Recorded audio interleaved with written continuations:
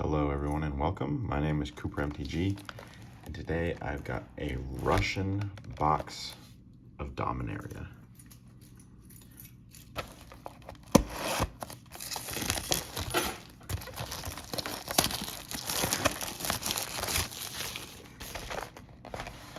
All politics aside, this should be a great box, so let's go ahead and get right into it.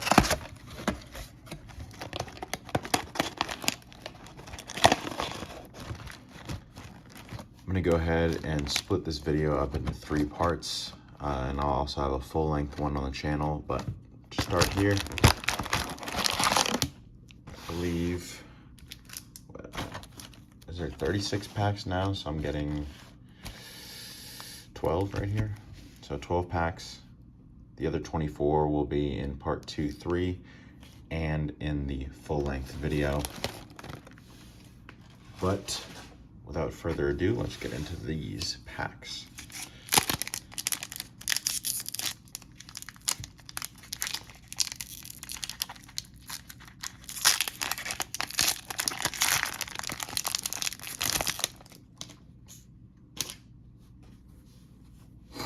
All right. Gonna have to forgive me on some of these names here, so we're just gonna skip through this a little quickly. Oh gosh, well, that's like Slimefoot the Stowaway, and this is what I cannot tell you. Not a great pack. I know we're looking for planeswalkers here. In terms of value, again, with these cards being in Russian, I'm just really guessing here, but you will see the prices on screen.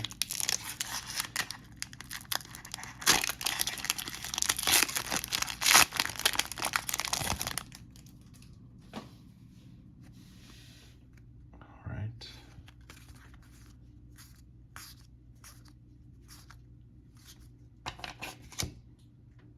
Still a common. The problem with this set is that the common and the uncommon symbol look almost the exact same, but here are uncommons. Oh gosh, is this,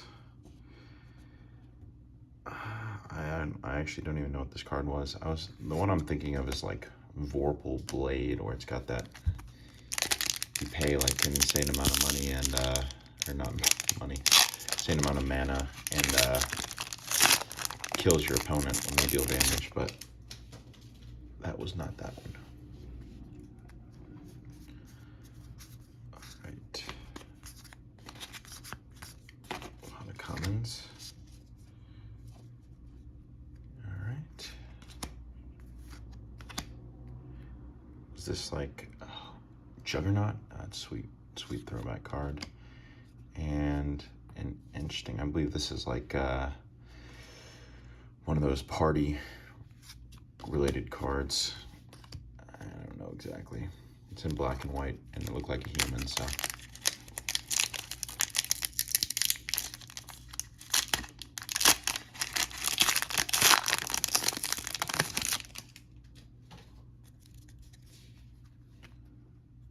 All right.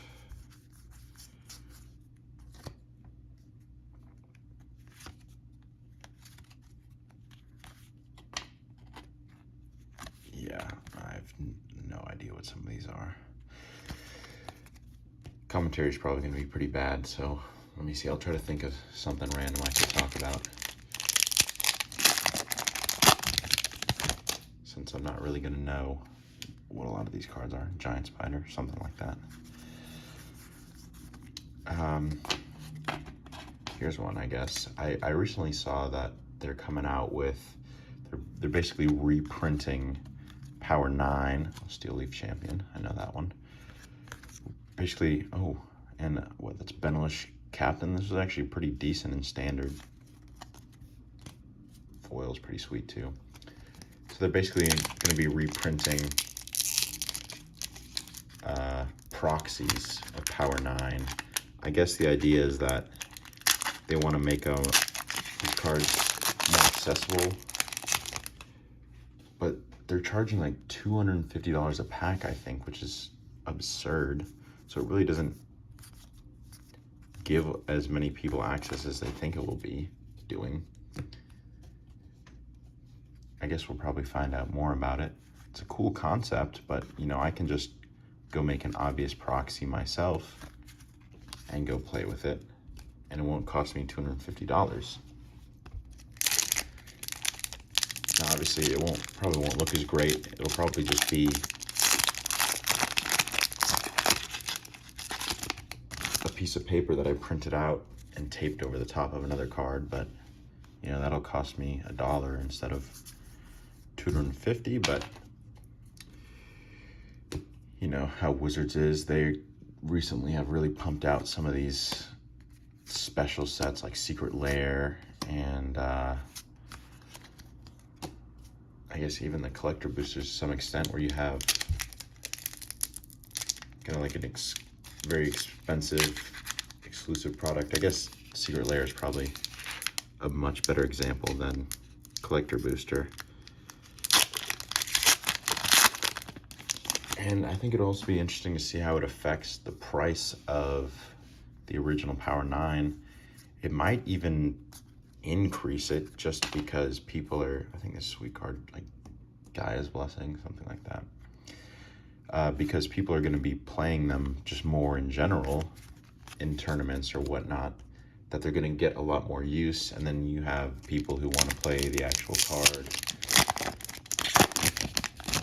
who are willing to spend, you know, $3-4 grand on cards. So we'll see.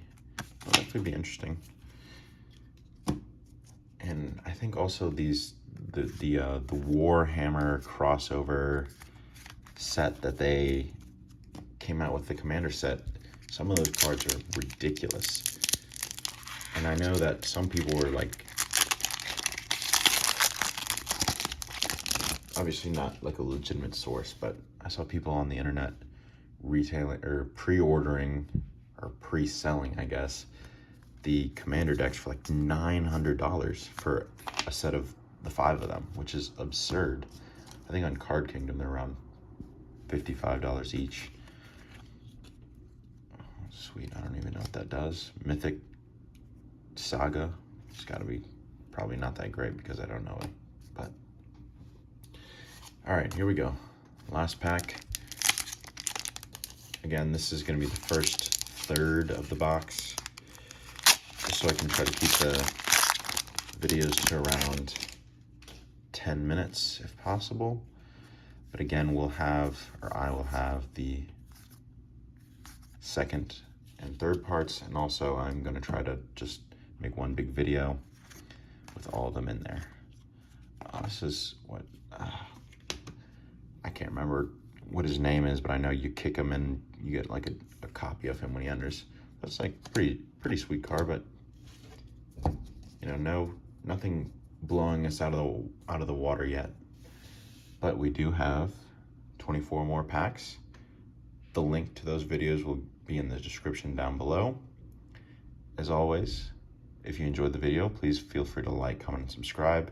This has been Cooper MTG, and thanks for watching. Hello and welcome to part 2 of this Russian Dominaria booster box. If you guys missed part 1, the link will be in the description down below. Let's go ahead and get right into this. So we've got 12 more packs of Russian Dominaria. If you watch the first half, you know, it was a real struggle for me. Some of these card names, remembering what they were. Oops. That was a comment anyway. So there's just gonna be a lot of random conversations going on while I open this. Oh, and that is what we wanted to see right there, a Teferi. That is a sweet card. Definitely one of the most annoying Planeswalkers ever printed. But you'll have to see it.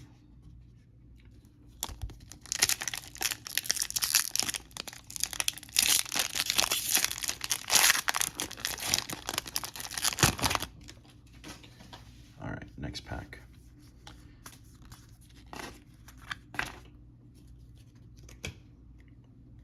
Something sweet card.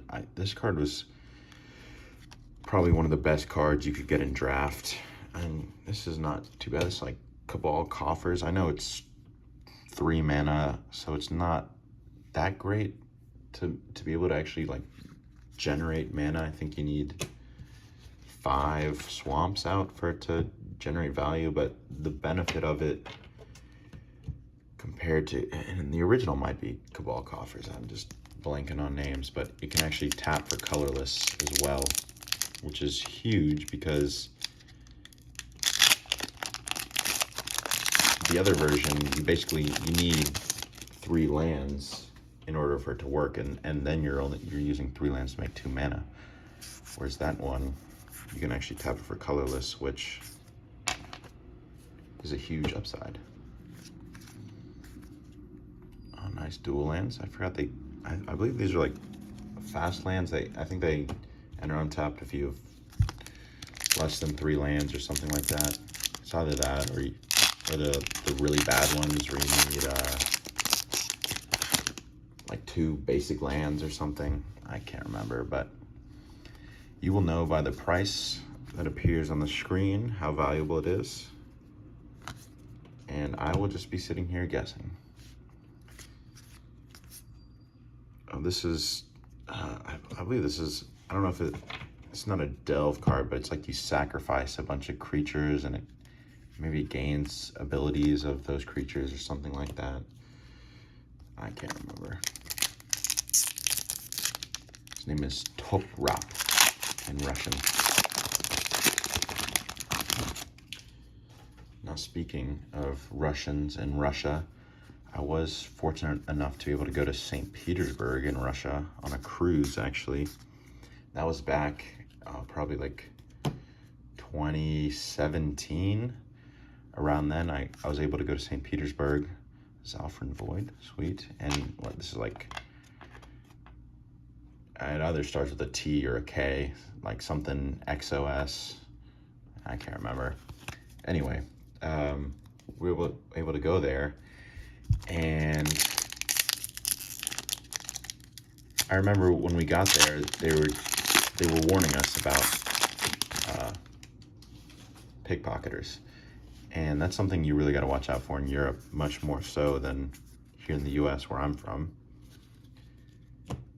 But literally, we get off the bus to go visit some palace, and our camera gets stolen out of our bag within 30 minutes easily, just from us standing there.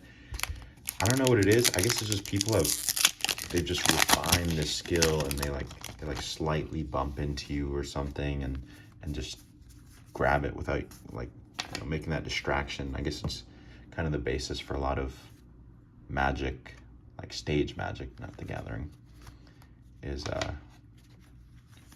it's like diversion, I think is the term. But anyway, yeah, our camera was gone very quickly.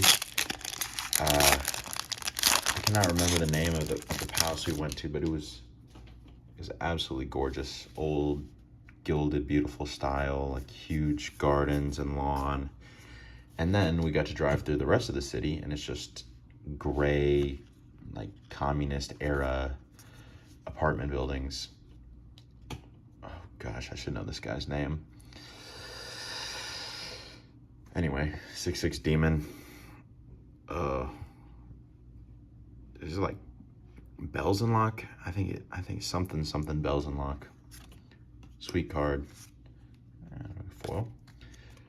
But yeah, it was just so dreary, and I guess it also rained when we were there, which just compounded upon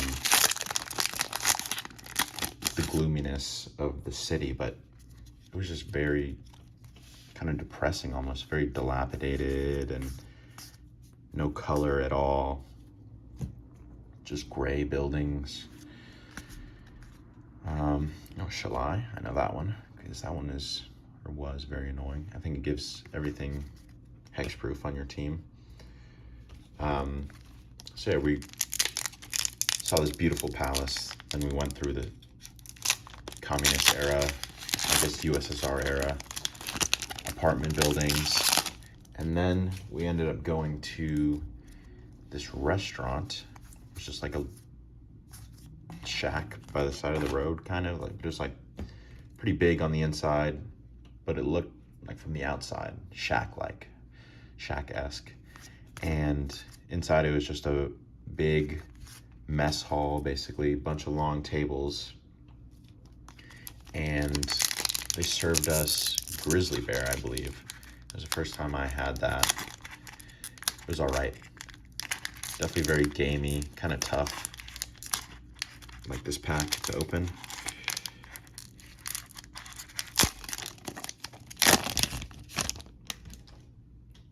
But it was not too bad. And I must say, I know that it's very easy for us to sit here where we are, 4,000 miles away from other people in the world, and make judgments on people. Foil rare, probably not the one we wanted, but sweet card anyway. Very easy to make judgments, but from my experience over there, you know, they're all human beings too, and you know, we're all just trying to live out our lives, and not that that excuses actions of certain people, but I think it's very easy for us to just demonize people that we've never ever interacted with in person, and just make assumptions about people, and then that just affects how we interact with them and our opinions of them. And I think it's really deprives us of an opportunity to meet wonderful people out there. And I wish we would all be able to talk together more and get along, because you know, we're all in this life together. Life is hard, and there's no use in making it harder for each other. Anyways, I'm rambling a little bit. We finished up those packs. Again, this was part 2. We'll have part 3 coming up. There will be a link in the description for that, as well as for part 1. Other than that, if you guys enjoyed the video, please feel free to like, comment, and subscribe. As always, this has been Cooper MTG, and thanks for watching. Hello, and welcome to part 3 of this Russian Dominaria booster box. Again, if you've missed parts 1 and 2, I'll have a link down in the description, as well as there should be just a full-length video. I try to keep these as short as possible. It just helps me a lot with editing, and also I think that people enjoy a bit of a shorter video, either a shorter video or a really long one. So I'll have 3 short videos and then 1 really long one, which will be perfect. Again, I don't know a lot of these cards by heart, so we're just going to be skipping through. You'll see prices for them if they've got value. And other than that, I'm just going to be rambling about whatever's on my mind today. See, in the first video, we talked about the new Power 9 proxies. Last video, talked about my trip to Russia, my experience in Russia. And, you know, once I get through a couple more packs here, oh, sweet, a Karn. So that's our second Planeswalker. We also got a Teferi and a foil some guy. Anyways, as we get through more packs here, I'll definitely think of something to ramble about. But for now, let's get into this pack.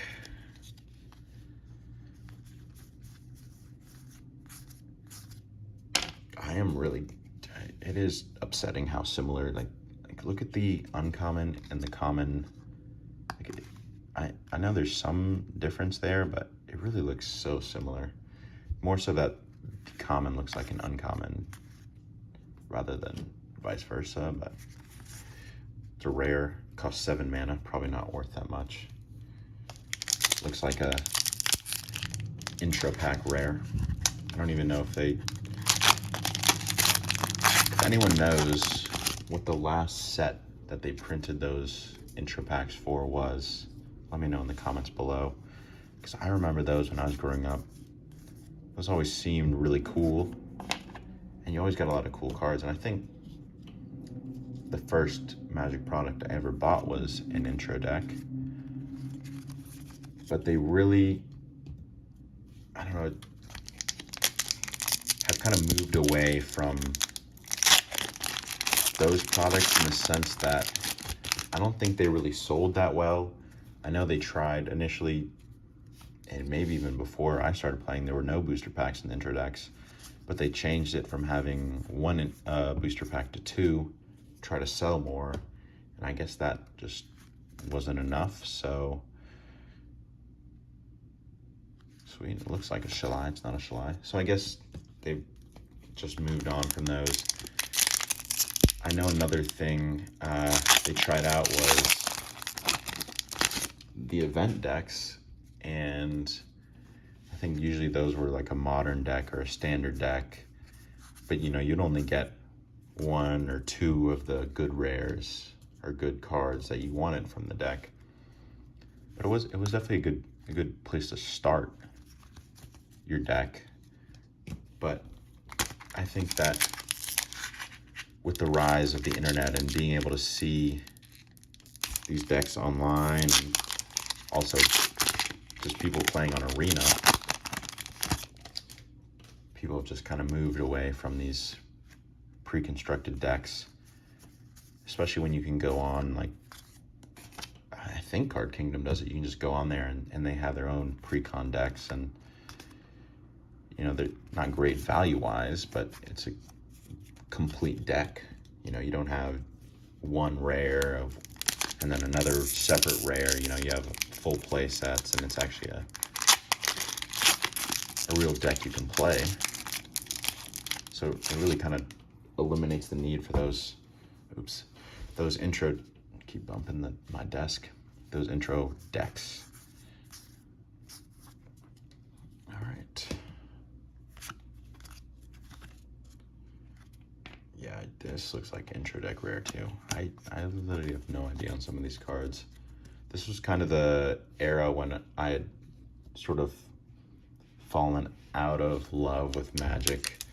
I was super into it back in the day, and then I kind of went to high school, and around my senior year, I really thought it was too cool for Magic, I guess. And you know, it took me a little while to realize that there's really no such thing as being too cool or not cool enough for anything, and that I really enjoyed playing Magic. And eventually I made my way back, and Dominaria was one of those sets that I kind of missed. I definitely played some Arena when it was around, but you know, that was the era of Teferi, and not soon after we had Oko, arguably the most broken Planeswalker ever printed. And it was just not fun. I think there's a Damping Sphere, pretty sweet card. And some other rare I have no idea about. And I just knocked my cards on the ground, but I will pick those up later. Got quite a stack over here from this box. I've been opening collector boxes, and you know, it's not an insane amount of cards, so I'm not used to making all this room on my desk here. All right, well, this looks like a Sarah Angel, and a card I don't know. There are a lot of expensive rares, which I think is mainly because these cards are so good in draft that they have to make them a rare. What would be interesting to see, I don't know if it's even a possibility, but you almost have like just separate, I don't know, like drop rates. That's not the right term at all, but you know, like certain cards being more common to show up in a draft booster, and maybe they're already doing that. But that would be interesting just to kind of balance out what you get, because you know, if they're gonna separate out these set and collector and draft boosters, you know, it makes sense to kind of have different printing rates, I guess, as I struggle with the last pack here. Come on.